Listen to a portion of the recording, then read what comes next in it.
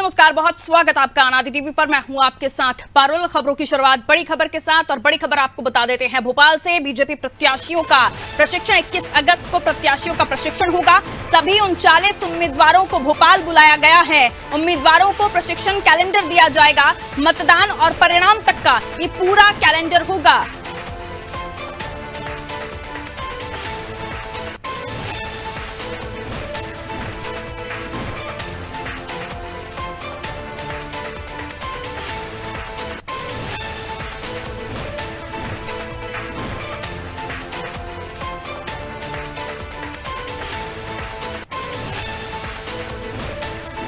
तो पार्टी ने इसके लिए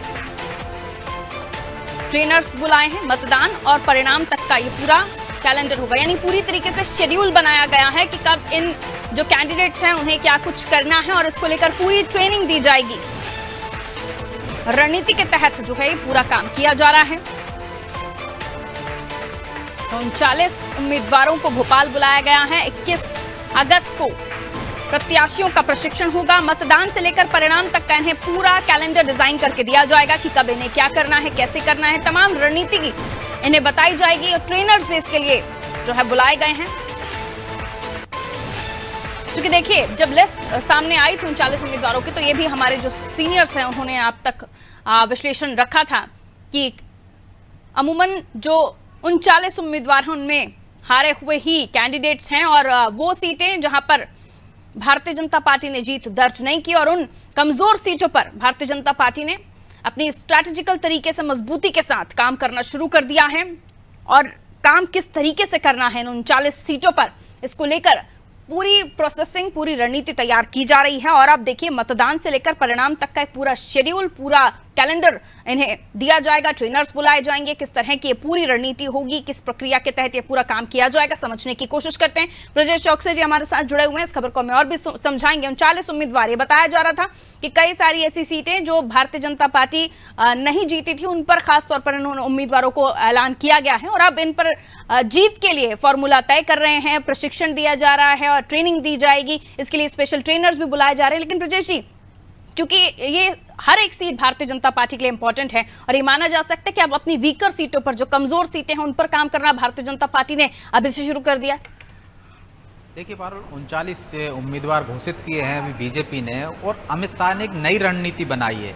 नई रणनीति के हिसाब से मध्य प्रदेश बीजेपी काम कर रही है। इस रणनीति के तहत ही इन 39 विधायक जो उम्मीदवार हैं, जिनको मैदान में उतारा गया है, जिनके नाम घोषित किए गए, उनको 21 अगस्त को भोपाल बुलाया गया है। उनको बाकायदा ट्रेनिंग दी जाएगी। इसके लिए ट्रेनर भी बुलाए जा रहे हैं। उनको ये बताया जाएगा कि वो क्षेत्र में किस तरह से काम करेंगे। यदि वो भाषण दे रहे हैं, सार्वजनिक मंच पे हैं, तो कैसी भाषा का इस्तेमाल करेंगे, भाषा संयमित होनी चाहिए, और किन शब्दों का प्रयोग नहीं करना है उनको। साथ साथ उनके जो मीडिया, सोशल मीडिया के हैंडलर्स हैं, उनको भी ट्रेन किया जाएगा। जो स्टाफ है उसको भी ट्रेन किया जाएगा कि वो किस तरह से लोगों से बातचीत करेंगे, कि कौन सी खबरें सोशल मीडिया पर देंगे। तो सोशल मीडिया से लेकर कार्यकर्ता से मिलने से लेकर जो वहाँ पे और दावेदार थे उनसे संपर्क साधने, बड़े नेताओं से संपर्क साधने, वरिष्ठ जो पदाधिकारी हैं उनसे संपर्क करने से लिए, वो तमाम चीज़ें उनको सिखाई जाएंगी। उस तरह से ट्रेंड किया जाएगा। एक पूरा कैलेंडर बनाया जाएगा कि भोपाल से जाने के बाद उनको किस तरह से आगे काम करना है। विधानसभा क्षेत्र में जाएंगे तो किन लोगों से संपर्क करना है, क्या क्या समस्याएं हैं उनको समझना है, किन मुद्दों पर बात करना है, किस तरह से जो विरोधी दल के नेता हैं उन पर हमलावर होना है। वो एक सब पॉइंट और वो सब टिप्स दिए जाएंगे उनको, और वरिष्ठों को किस तरह से सम्मान देना है, किस तरह से साधना है। जो दावेदार हैं उनको भी साथ लेकर चलना है, पार्टी के कार्यकर्ताओं को साथ लेकर चलना है, और किस तरह से उनका स्टाफ लोगों से व्यवहार करेगा ये भी बताया जाए। क्योंकि जैसे जैसे चुनाव प्रचार होगा, ये जो उम्मीदवार हैं जो चुनाव प्रचार में व्यस्त हो जाएंगे, तो उनके स्टाफ को ही इसलिए दक्ष किया जा रहा है कि वही लोगों से संपर्क करेगा, वही आगे की रणनीति को आगे बढ़ाएगा, पार्टी के बड़े नेताओं से संपर्क में रहेगा, ताकि उस जो फीडबैक वहाँ से मिल सके, और जो दिशा निर्देश हैं उनका क्रियान्वयन नीचे सही तरीके से हो सके, इसका ध्यान रखा जाएगा। तो ये बाकायदा पूरा ट्रेंड किया जाएगा, एक कैलेंडर बनाया जाएगा, उसके अनुसार ये उम्मीदवारों को जाकर विधानसभा क्षेत्र में काम करना होगा। बिल्कुल, यानी ये माना जा सकता है कि हर तरह से उनको दक्ष तो किया ही जा रहा है। उसके अलावा कि किसी तरह की कोई गलती ना हो, किसी तरह की कोई त्रुटि ना हो, क्योंकि इलेक्शन टाइम में हम देखते हैं कि बयानबाजी कितनी जोर शोर से हर जगह पर उसको लेकर फिर जो सीनियर हैं तमाम दलों के, वो उसको फिर प्रचारित करने लगते हैं और कोई चूक ना हो जाए, कोई ऐसा वीक पॉइंट ना छोड़ दे कोई भी उम्मीदवार कि आने वाले समय में उनके लिए परेशानियां हो जाएं, और इसलिए भी शायद ट्रेन भी किया जा रहा है। और क्योंकि आपने कहा कि और भी स्टाफ जो सोशल मीडिया पर भी सक्रिय रहेगा उनको भी ट्रेन किया जा रहा है। जाहिर सी बात है सोशल मीडिया कैंपेनिंग का सहारा इन 39 उम्मीदवारों को और स्ट्रैटेजिकल तरीके से और रणनीतिक तरीके से करना होगा। निश्चित तौर पर आजकल हम देख रहे हैं कि सोशल मीडिया का बाकायदा एक पूरा स्टाफ रहता है हर विधायक मंत्री के पास। उस स्टाफ को भी ट्रेंड किया जाएगा किन मुद्दों पर हमलावर होना है, किन मुद्दों पर बचाव करना है और किन मुद्दों से बचकर निकलना है। ये सारी चीज़ें सोशल मीडिया के हैंडलर्स को सिखाई जाएंगी, उनको टिप्स दिया जाएगा। विधायकों को भी ये बताया जाएगा किन मुद्दों को आपको चर्चा नहीं करना है, किन मुद्दों को लेकर आपको आगे बढ़ना है, जो आपके विरोधी नेता हैं उन पर कैसे हमला करना है। ये तमाम चीज़ें उसी टिप्स में सिखाई जाएंगी, उन्हें टिप्स दिए जाएंगे। बाकायदा एक पूरा फीडबैक उनके पास रखा जाएगा। जो 230 विधानसभा क्षेत्रों में जो प्रवासी विधायक आए हैं उनसे जो फीडबैक मिलेगा उसके अनुसार भी उनको रिपोर्ट करते रहेंगे, उसको दक्ष करते रहेंगे और बताते रहेंगे कि क्या कमजोरियां हैं सामने वाले जो विरोधी दल का उम्मीदवार है या जो मौजूदा विधायक है कांग्रेस का, उसकी क्या कमजोरियां हैं, उसकी क्या ताकत है, वो भी इनको बताई जाएंगी ताकि इसके अनुरूप वो रणनीति बना सकें। और पूरी रणनीति एक तरह से मध्य प्रदेश भाजपा बनाकर देगी।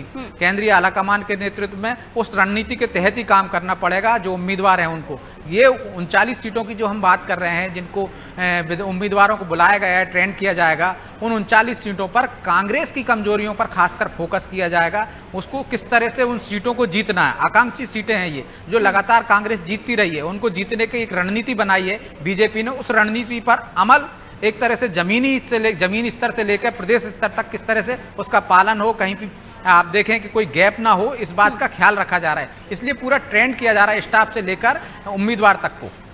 ब्रिज जी, 50% कमीशन वाला मामला, आरोप पत्र, ये कांग्रेस के अलग अलग स्टेप हैं जो वो समय समय पर उठा रही है और जाहिर सी बात है कहीं ना कहीं वो अपना एक कदम आगे बढ़ाएंगे तो इन उम्मीदवारों को दूसरे कदम के लिए तैयार रखा जाए। इसमें मतदान और परिणाम का कैलेंडर जारी करने की बात की जा रही है, यानी हर तरह से शेड्यूल किया जाएगा कब कब इन्हें क्या करना है।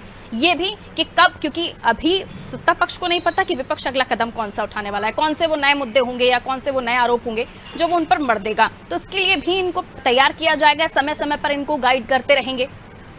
निश्चित तौर पर जैसे ही विपक्ष कोई हमलावर होता है, किसी मुद्दे को लेकर आता है तो बाकायदा उसके एक जवाबी कार्रवाई होती है, पलटवार होता है, उसकी रणनीति बनती है। आरोप पत्र का आपने जिक्र किया, जैसे ही उन्होंने आरोप पत्र आए तो आप देखिए कि बीडी शर्मा से लेकर शिवराज सिंह चौहान तक ने उस पर पलटवार किया। कांग्रेस शासनकाल में किस तरह से भ्रष्टाचार हुए थे, 15 माह की सरकार में किस तरह से वसूली अभियान चला था, उन तमाम बातों को लेकर बीजेपी सामने आई थी और एक तरह से पलटवार किया था। जो 50% कमीशन की बात हो रही है, भ्रष्टाचार की बात हो रही है, उसका जवाब लगातार दे रही। तो इस चीज़ को भी ट्रेंड किया जा रहा है कि यदि विधानसभा क्षेत्र में उन पर किसी तरह से ऐसे हमले होते हैं, 50% कमीशन की बात होती है, तो निश्चित तौर पर उनको कैसे जवाब देना है, कैसे प्रतिक्रिया देना है। तो ये सभी प्रतिक्रियाएं किस तरह से दी जाएं ये बताया जा रहा है। साथ में ये कहा जा रहा है कि इसके अलावा आपको कोई ऐसी भाषा का इस्तेमाल नहीं करना है जिससे कि वो मुद्दा बन जाए। हमने देखा है कोई बयान ऐसा आ जाता है किसी उम्मीदवार का कि जो पूरे चुनाव परिणाम को पलट कर रख देता है। इस कारण से इसलिए ट्रेंड किया जा रहा है कि आपको भाषा संयमित रखना है। यदि आपको विरोधी पर हमला भी करना है तो संयमित भाषा में करना है, तर्कों के साथ करना है, ताकि जनता में असर बेहतर तरीके से जा सके और आपके पक्ष में माहौल बना रहे।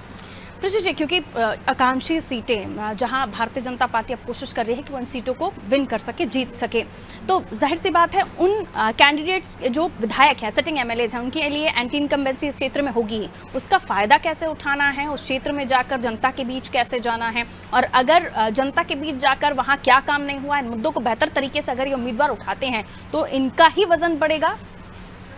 निश्चित तौर पर उसके लिए बीजेपी ने एक अलग रणनीति बनाई हुई है। हमने पहले भी इस पर चर्चा की थी कि जो दूसरे राज्यों से विधायक आ रहे हैं वो विधानसभा क्षेत्रों में जा रहे हैं। जो कांग्रेस की सीटें हैं जहां से कांग्रेस के विधायक हैं उन सीटों पर वो यही पता करेंगे कि उनकी कमजोरी क्या है, उनकी ताकत क्या है, वहां के मुद्दे क्या हैं और किस रणनीति के तहत वहां पर बीजेपी को उतरना चाहिए। तो वो जो फीडबैक आएगा इन विधायकों से वो इन उम्मीदवारों को बताया जाएगा। इसके हिसाब से हर विधानसभा की एक अलग रणनीति बनेगी। एक एक विधानसभा की रणनीति बनाकर बीजेपी मैदान में उतर रही है और हर रणनीति का पूरी तरह से निगरानी एक तरह से अमित शाह कर रहे हैं। तो निश्चित तौर पर ये जो फीडबैक आएगा उसके अनुसार आगे की जो कार्रवाई होगी होगी, आगे की जो रणनीति बनेगी वो उसके अनुसार उम्मीदवार को बताते रहेंगे और उसके अनुसार वो आगे की कार्रवाई करता रहेगा, आगे कदम बढ़ाता रहेगा।